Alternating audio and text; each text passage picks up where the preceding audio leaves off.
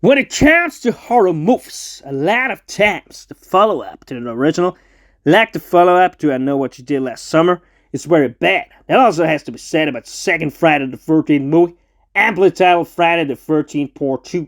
That has to be one of the worst horror sequel movies ever made. Where the first movie just a year earlier in 1980 had a lot of tension and spooky moods as well, this one starts very slow, and it only has about 20 minutes towards the end when Jason is on a kill spree, but the scenes are not as tense as in the original.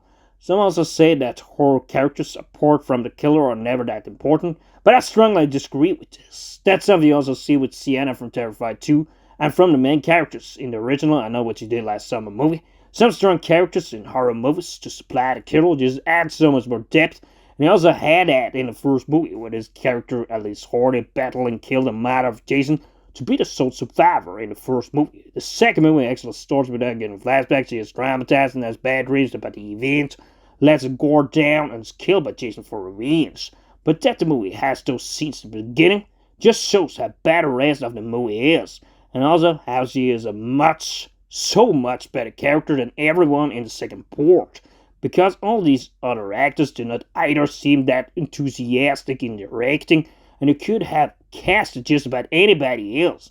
And the same thing just can't be said about Adrienne King, that did so well in this role. Additionally, I feel the horror is dampened out in this one. It takes too much time before it happens really anything in the movie. Of course, as also the sign of the camp that they used mostly in the first movie, that you only see at the end here, was so much spookier than what we see in the second movie. But of course, that part was mostly abandoned, of course, but that does not mean that you cannot find another spooky camp like this one. Some more negative words that could be said about the movie is too much romance.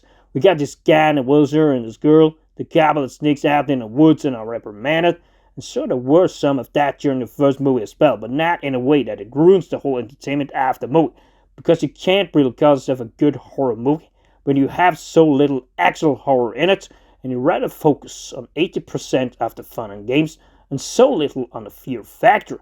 Sure, the "you are all doomed" character that also was with us during the first movie, and the police investigator is killed during the moments in the beginning before the real action starts. Nevertheless, they are not two relevant characters in the story, and while in moments with the only survivor towards the end, Ginny Field in this case, the movie is sadly less interesting in too many moments and has way too little horror to be an entertaining movie, and that's why this falls at a 5 out of 10 for me.